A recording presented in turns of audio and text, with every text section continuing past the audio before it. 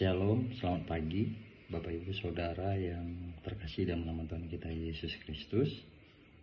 Kita bertemu kembali dalam persekutuan doa fajar Gereja Baptis Indonesia Depok. Dan sebelum mengawali hari kita, mari kita akan merenungkan sejenak satu kebenaran firman Tuhan. Dan sebelum itu, kita mau bersatu hati di dalam doa terlebih dahulu. Mari kita berdoa. Allah Bapa yang bertata dalam kerajaan sorga, kami bersyukur pada pagi hari ini Tuhan boleh membangunkan kami.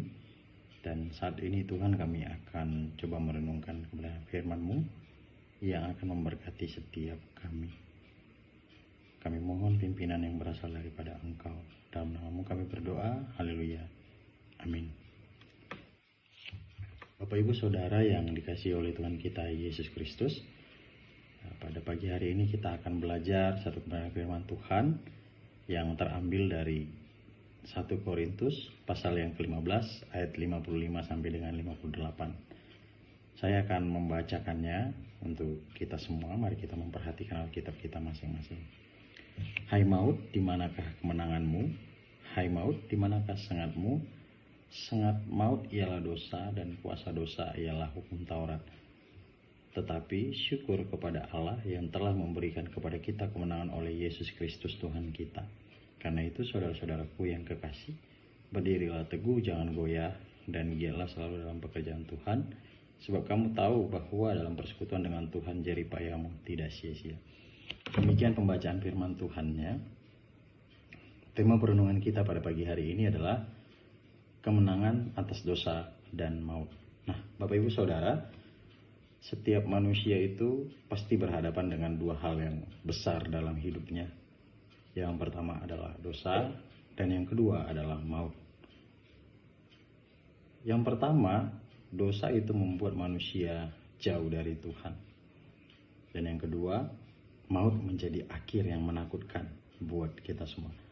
Namun melalui kebangkitan Yesus Kristus, Alkitab menyatakan sesuatu yang luar biasa buat kita semua. Dia mengatakan maut tidak lagi menang, dosa tidak lagi berkuasa. Bahkan di dalam nats bacaan kita pada pagi hari ini, Rasul Paulus berseru dengan penuh kemenangan, hai maut, di manakah kemenanganmu? Hai maut, di manakah sengatmu? Kita meyakini ini bukan sekedar kata-kata penghiburan, tetapi ini adalah deklarasi kemenangan bagi setiap orang percaya. Mari kita memperhatikan di dalam ayat yang ke-55. Ayat yang ke-55, firman Tuhan mau menjelaskan kepada kita semua adalah maut sudah dikalahkan.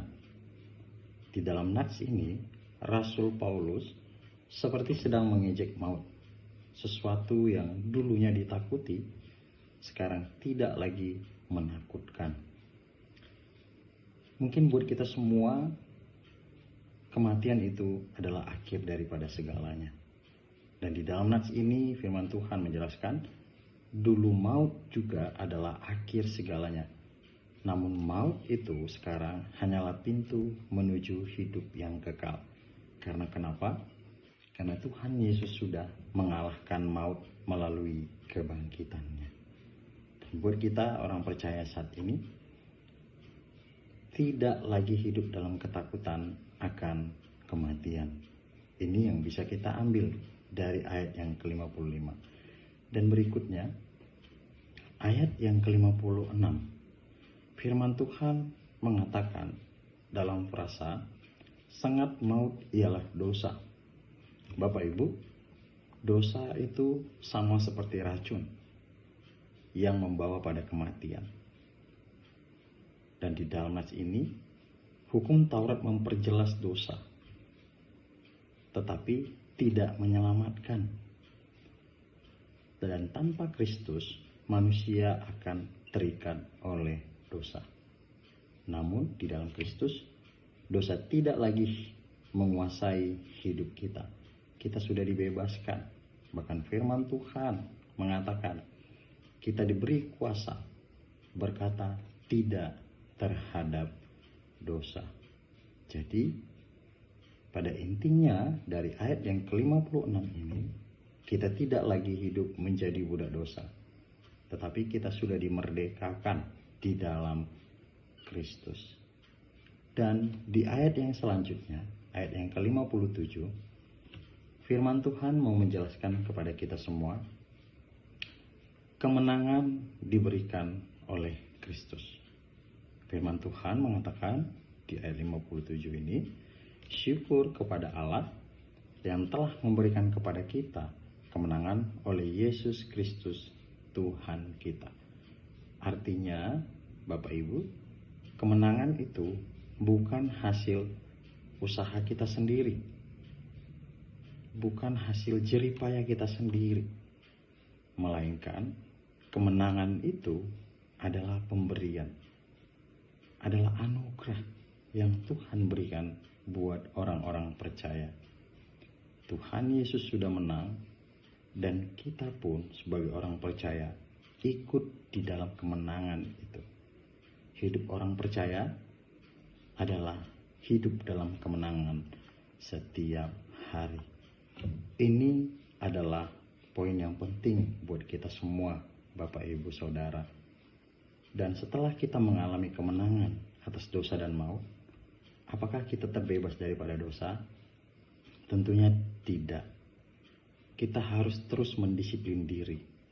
Karena di ayat berikutnya, ayat 58, firman Tuhan berkata, karena itu, saudara-saudaraku yang kekasih, berdirilah teguh, jangan goyah, dan giatlah selalu dalam pekerjaan Tuhan. Ada 3 hal yang harus kita kerjakan sebagai orang percaya. Kita harus berdiri teguh, jangan goyah, dan giat dalam pekerjaan Tuhan. Agar memang benar-benar nyata kita sudah menang dari dosa dan maut. Jadi, jangan berbangga diri karena mengalami kemenangan atas kebangkitan Tuhan Yesus. Kita masih punya tugas selama kita hidup di dunia ini. Tetaplah berdiri teguh, jangan goyah, dan giat selalu dalam pekerjaan Tuhan. Dan dalam kalimat seterusnya, firman Tuhan mengatakan, sebab kamu tahu bahwa dalam persekutuan dengan Tuhan jeripayamu tidak sia-sia. Kita harus memiliki hubungan yang dekat dengan Tuhan, agar semua yang kita lakukan tidak menjadi hal yang sia-sia. Biarlah kiranya perenungan firman Tuhan pada pagi hari ini boleh memberkati kita. Dari firman Tuhan ini kita bisa belajar, maut tidak lagi menakutkan, dosa tidak lagi berkuasa, kemenangan sudah diberikan oleh Tuhan kita Yesus Kristus. Di kayu salib dosa telah dikalahkan, dalam kebangkitannya maut telah dipatahkan. Dan hari ini kita sebagai orang percaya, kita telah menerima kemenangan itu. Karena itu Bapak Ibu Saudara, marilah kita datang kepada Tuhan dengan hati yang tunduk, meninggalkan dosa kita, melekat kepada Dia, dan hidup dalam ketaatan setiap hari. Terima kasih. Tuhan memberkati kita. Mari kita mengakhiri perenungan. Kita bersatu hati dalam doa. Allah Bapa yang bertata dalam kerajaan sorga, kami sungguh bersyukur atas firman-Mu yang mengingatkan kepada kami bahwa kemenangan itu telah Tuhan berikan kepada kami. Anugerah yang sungguh tidak ternilai harganya sudah kami terima.